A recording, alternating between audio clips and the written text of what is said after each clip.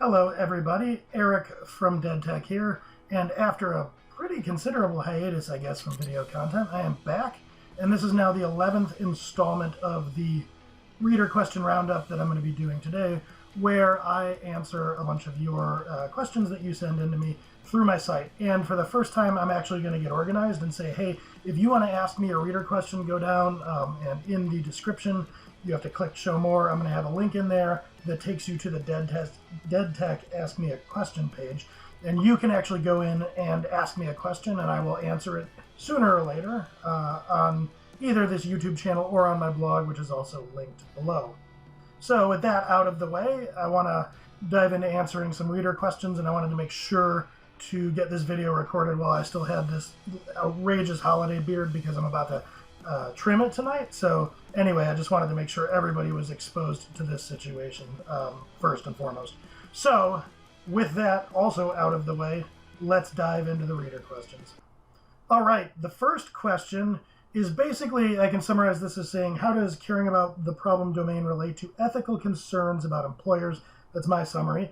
A while back, I wrote a blog post, I think it was maybe like last June, where I emphasized the importance of programmers, or I should say, I kind of exhorted for programmers to kind of focus more on problem domain as a specialty and less on tech stack. Like instead of, hey, I'm a C# MVC programmer, to start saying things like, hey, I'm a CRM programmer, I'm a video game, well, I guess video game programmers do that, but I'm a, air traffic controller software programmer. And I think that this could solve a lot of industry problems. Anyway, the point isn't to rehash that content here today. That's just the backstory. So I wrote this post, and it got a number of people commenting, writing into me. And in one of the blog comments, somebody had the following to say, which is, I believe we are seeing a resurgence or perhaps an unprecedented movement of tech workers that do care very much about the so-called domain that they work in, so much that they are willing to sign statements, organize, refuse jobs, and walk out over things like military and surveillance contracts with repressive governments.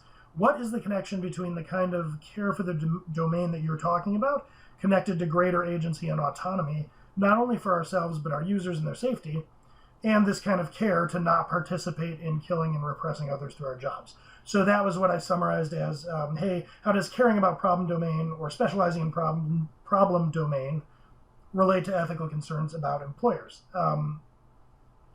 So let's see. I guess on the surface, what I would say is that the primary thread I see with this is kind of leverage. So with what the reader is talking about, I think there have been examples where people are walking out because Google employees are walking out because Google's doing business with, I don't keep track of this stuff, but ICE or China or something. So things of that nature. If you want wild bears eating your children and scaring away your salmon, that's your business. But I'm not going to take it. We're here. We're queer. We don't want any more bears.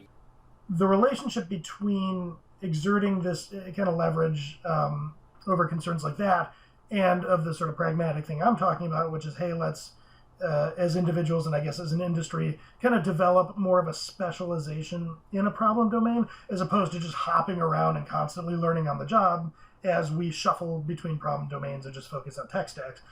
So on the surface, the leverage thread I think is important, which is because programmer unemployment rate is so incredibly low, and it's pretty easy for the average workaday programmer to go get another job.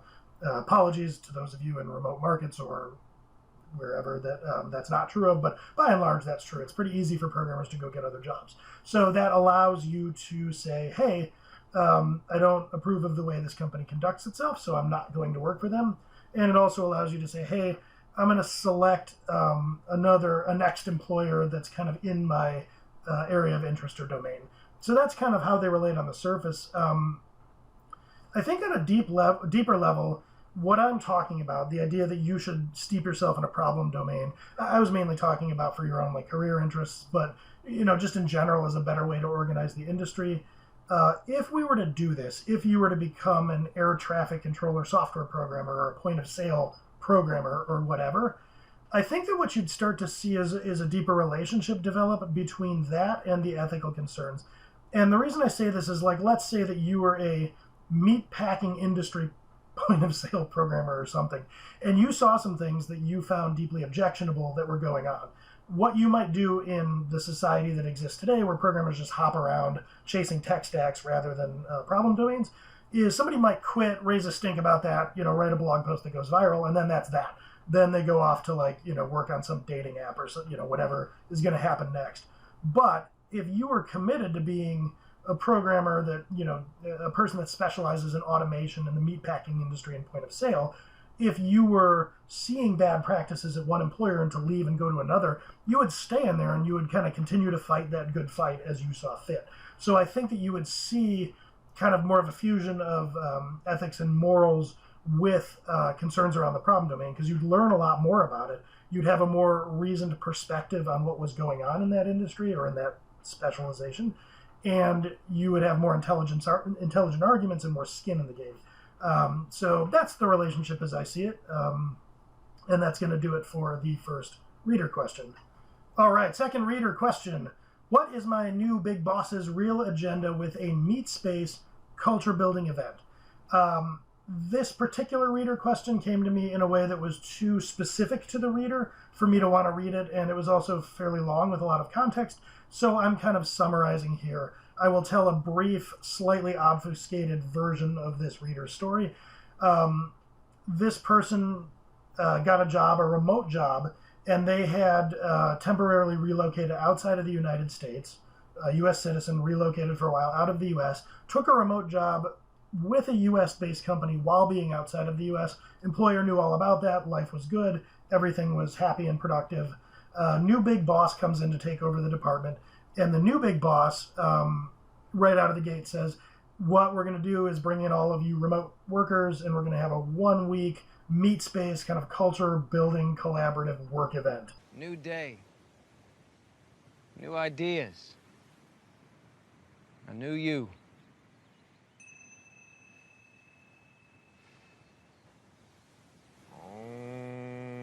And attendance for that is mandatory, and we're going to fly you out here. So up to this point, nothing controversial.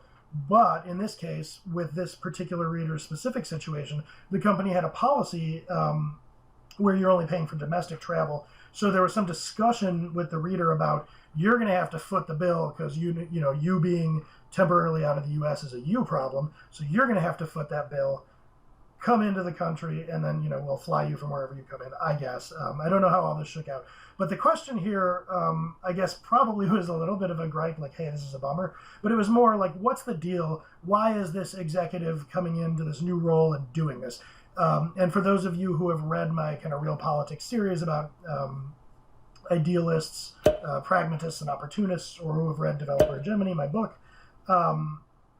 you might be familiar with this lexicon. Like, is this sort of an idealist play? Is this kind of a BS cultural management thing? Or is there some actual business motivation here? So that's the thrust of the question. But before I get into answering this in detail, I do want to throw in a caveat. This is a lot of tea reading. So I've done a lot of IT management consulting, which means I can speak to IT leadership personas kind of in the aggregate. Like, I can probably attest pretty well to your motivation, or the motivation for your average, VP of software engineering or dev manager or whatever. I understand these folks. I've lived this, I've advised them, so I get that. What I can't really do is definitively speak to this one human being and what this person is specifically thinking. I'm just guessing. This is secondhand stuff, so just bear that in mind. I am taking a stab at this based on my experience and the relatively limited secondhand information that I have here. In terms of what this person is doing, think about yourself and whenever you go into a new job. Bloody Tom. I hope you know that this is a very difficult job, for which you are totally wrong. And if you mess up, my head is on a chopping block. Now hang that up. Don't just fling it anywhere.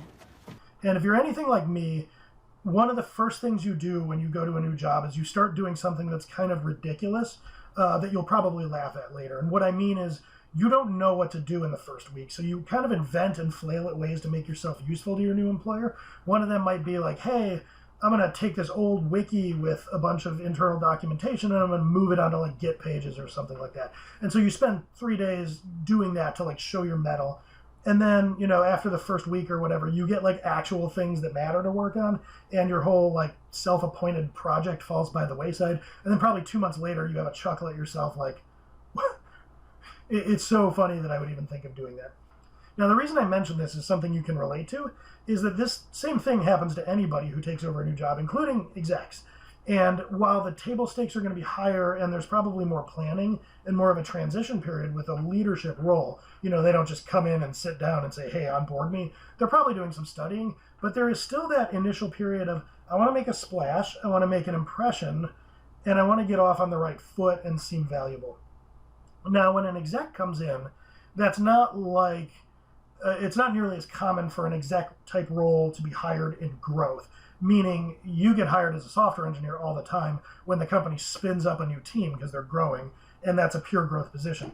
Usually when an exec is coming in, they are replacing a laid off former exec, or maybe that person is retired, like that's kind of a best case scenario, or they've quit, taken a new role. Whatever it is, as a new exec, you're probably coming in and trying to make some kind of splash and statement, and the most common way to probably do that is once you have enough of a lay of the land to start figuring out things you can do that are different from the existing status quo, to make your mark, to set the stage. And the motivation for this, especially if you're coming in to replace somebody who's let go, or you're coming into a situation where there are issues, it's kind of like nobody got fired for buying IBM.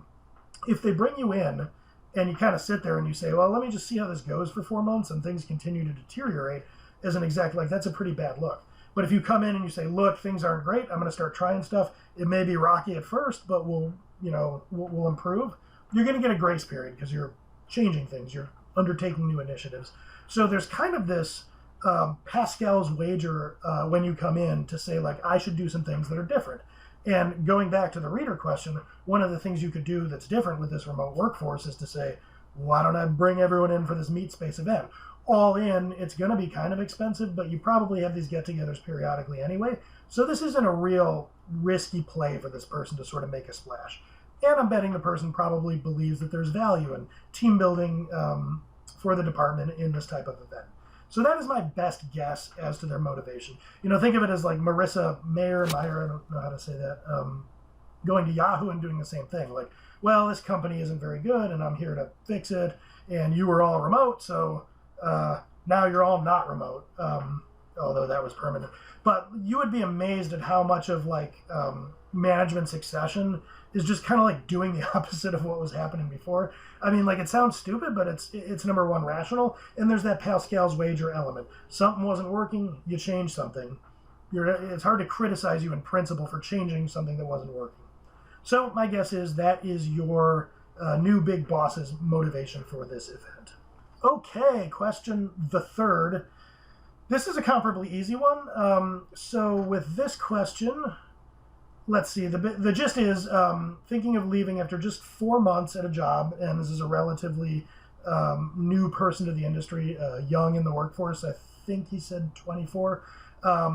This is another one where I'm not going to read the whole backstory because the reader supplied a lot of context, and I actually did a direct answer with some of this context. But the gist of it is relatively new to the workforce, took a job, happy to have it, unexpectedly got a job offer after just 4 months as this entry-level person. Job offer is for more pay. Good stuff. So far, so good. Puts in notice with the current employer. Current employer counters and offers even more pay than the new offer. So the question here is, what should I do? And basically the reader expressed feeling some guilt about coming on for only 4 months and then taking this other job, and is now sort of caught, like, I feel guilty and bad, maybe I should stay with this current employer. On the other hand, I do perceive, even aside from the money, that the new opportunity is a better one. So where do I go and what do I do? Okay, first up, don't feel guilty about anything. You have worked there for 4 months. That is an at-will employment arrangement, meaning that both you and your employer continue in that arrangement as long as it makes sense for both of you. Now, think of it this way. If there were massive downsizing in the budget, or you'd had a bad year in this company and their budget were cut for staff, do you think they would hesitate and feel bad laying you off? No. I mean, like, your boss would probably feel bad. Some human would feel bad, but the company would just snip and you'd be gone. So you should approach your career vis-a-vis companies in the same way. Do not feel bad about taking better opportunities, ever. Full stop. That is you managing your career. Go for it. As a matter of fact, I did a similar thing, except I was there 2 weeks. I had a lot of trouble finding a job out of college. .com bubble had just burst. I, took a job working at Radio Shack. I delivered packages for UPS because I just couldn't get an entry-level software engineer role. Like, they didn't exist.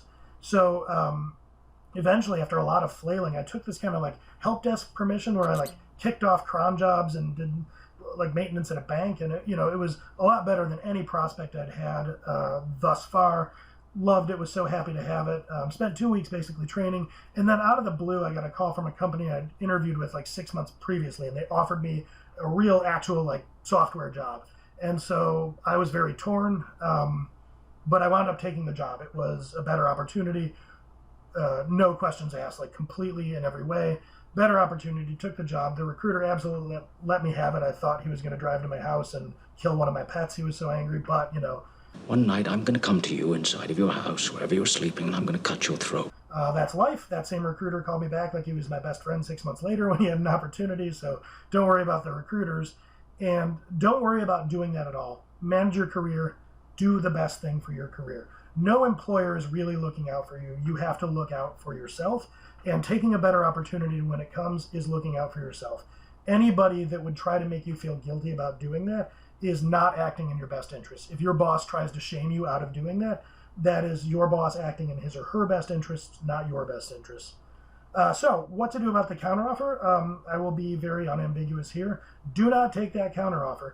I've talked about this on my blog. I'll see if I can dig up a post for the show notes or the description.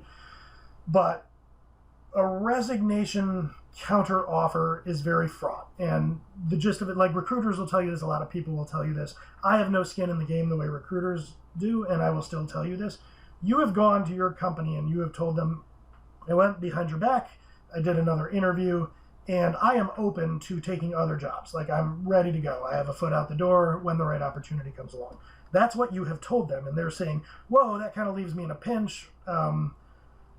Let me pay you more money and keep you here. Okay, but after that moment, after you stay, you lose that leverage, and they still view you as somebody with a foot out the door.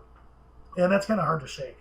Now, on the flip side, they've proven something to you, which is that they are paying you, they have offered you less money than they think that you're worth. And they will only go up to maybe what they think you're worth at the moment that you force their hand. So even though this describes probably 90% of employee-employer relationships out there, it is not an exposed, definite truth in most cases. What you have done is you have gone and exposed that situation and made it very clear to all parties involved that you have a foot out the door and that they're underpaying you by design. And the fact that those are exposed truths doesn't make for the best relationship. So in that situation, I would advise you to move on. All right, so the last question I'm looking at here is how important is code quality for the efficiencer? And this one is short and sweet enough, and it doesn't require personal details, so I'll just read what the reader wrote into me. He says, hello, Eric. I am reading an article that says that the most important asset of the software developer is code quality, and then he links to a site called mixandgo.com. It's a blog post, which I will put in the description if you want to read it. And then he says, personally, I have mixed feelings about this. How important is the code quality for an efficiencer? If you can make a blog post about this, it would be perfect. Well, I'm doing a video, so hopefully that's good enough.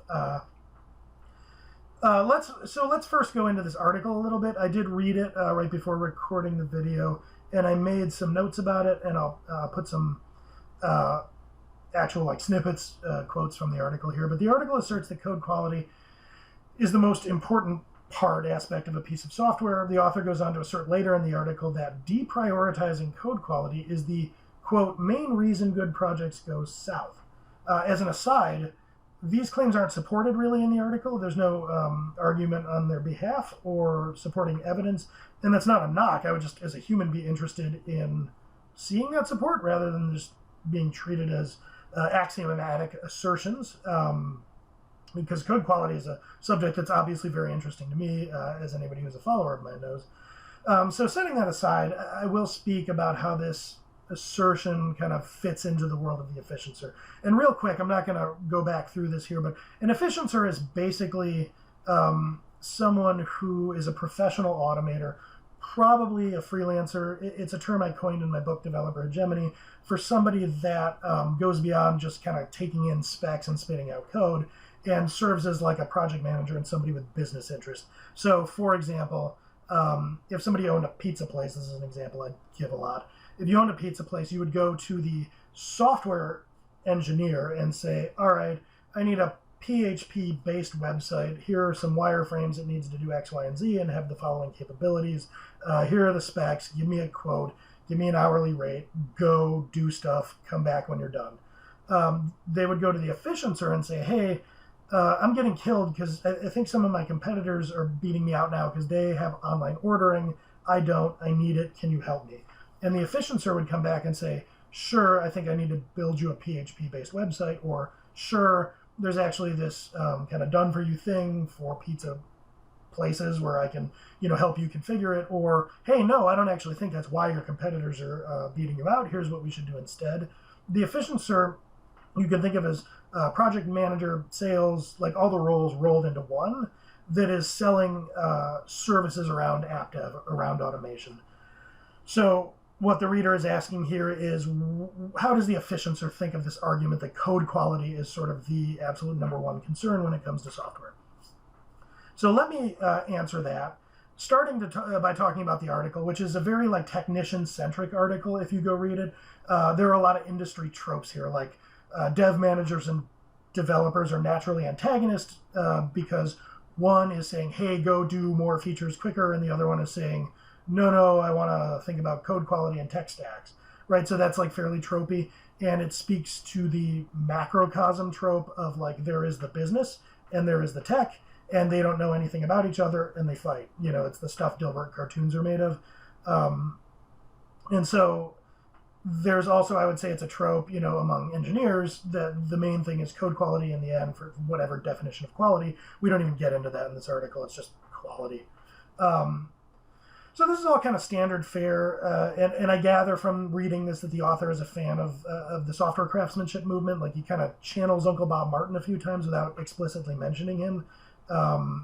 He talks about the defect hockey stick, or the feature delivery hockey stick. If you start off a project, everything goes smoothly in the green field, and then over time it takes longer and longer to deliver the same sorts of features because you're piling up technical debt. That's one of the things that he talks about. And then there's this kind of quixotic and gleefully glib take at the end of the article where he's like, hey, it's up to the developers to stand up and push back on management, and if this gets you fired, that's great because that was bad. It's time for a showdown! You and me! I'm right here! Come and get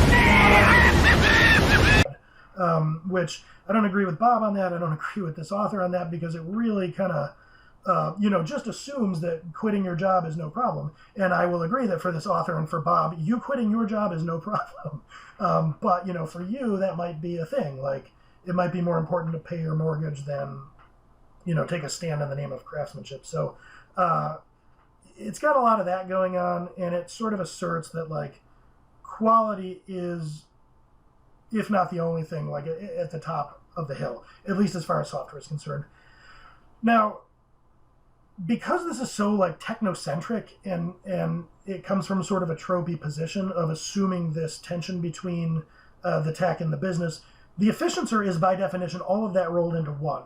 So unless the efficiencer has a rich tapestry of psychological problems, he or she will not be able to argue with themselves.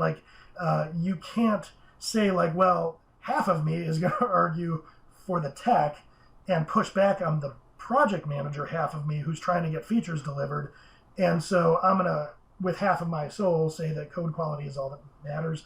So it's kind of nonsense in one sense for an efficiencer, but what it really comes down to is that there has to be more nuance for an efficiencer who's controlling all aspects of a project. If you were to define code quality, which I find to be an interesting concept, you would probably get your best definition by defining it in terms of asking two questions, to what extent does the software do what it's supposed to, what it's programmed to do, and to what extent can it be quickly and easily changed? Those are kind of the two components. So that speaks to correctness and maintainability, which I think broadly we would argue that's what code quality is.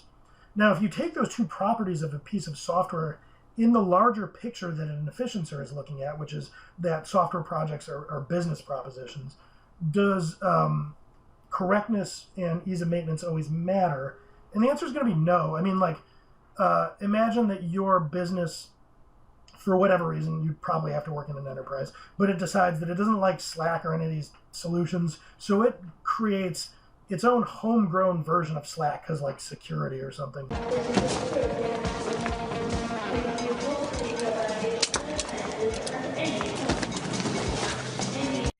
And you are responsible for the emoji module within that piece of software. Is it important that that work properly? Probably not. Is important that it be maintainable so that you can, I don't know, add more emoji capabilities? Also probably not. Like, this is a very low priority sort of thing. So if you are presiding over that thing, and you're asking yourself if code quality is really important, the answer is probably going to be no in the grand scheme of things. But for a lot of things, it will be. The trouble here is the idea of code quality as paramount is reflecting only the software engineer's view of the world. And it's kind of sad because, like, in most salaried software roles, code quality is the only arrow in your quiver. It's the only thing within your control, within your expertise, and it's really the only thing you can do. So if the business is pushing too far, instead of a rational discussion or a nuanced decision for an efficiencer, in the case of the efficiencer, you really kind of have to almost go on strike and say, like, look, you've pushed this too far. I'm going to do the only thing I have available to me, which is have a hissy fit and refuse to write software until we address the code quality, or I'm going to quit, or whatever. And I don't mean to trivialize those of you out there that are taking that step. It's more the situation that you're put in that's unfortunate, which is, like, you can't really go to the business and say, like, hey, let's have a business discussion. Tech debt is an attempt to do that as a metaphor, but it's difficult. So anyway, the long and short of it is, in the efficiencer world, is code quality the most important? Can only be answered with the iconic, like, consultant consideration of it depends. And it's really up to you. You have to figure out where the answers to the questions, is this behaving correctly, and can I easily change this? Where the answers to those questions fit in the grand scheme of things. It's up to you. It's easy enough to call code quality the most important thing in the world when all you're doing is writing code. But when you're measuring things in, like, holistic outcomes and success, like, you don't have the luxury of a simple universal answer to what matters the most in a software project. Like, in the real world with, like, business outcomes, that's always going to depend on your situation. All right, that's it. I am going to wrap here and kind of give my usual outro spiel. But before I do that, I'm going to offer not exactly a promise, but I am going to try to do content more regularly. I'm doing my content creation Saturdays starting in 2020. Instead of trying to sort of fit this content creation into my regular work week, I've decided this is actually kind of a hobby. I'm not going to consider it this quasi, like, work hobby hybrid or whatever. Like, I'm just going to say, you know what, I enjoy this enough to do it on my Saturdays. So hopefully that gets me a little more cadence here. I appreciate those who have stayed subscribed and continue to look for more content here. So as always, if you enjoyed this, I would love a like. It actually helps the channel grow. It's not just, like, some nonsense. And if you want to subscribe, you can hit the subscribe down below and then click the bell if you want to get notified when I put new things out. Also, I will say, as always, if you didn't like this, you can give me a thumbs down. I am looking for feedback and to kind of tweak and improve. I'm not just, like, looking for platitudes. So however you want to engage, if you want to engage, it is all much appreciated.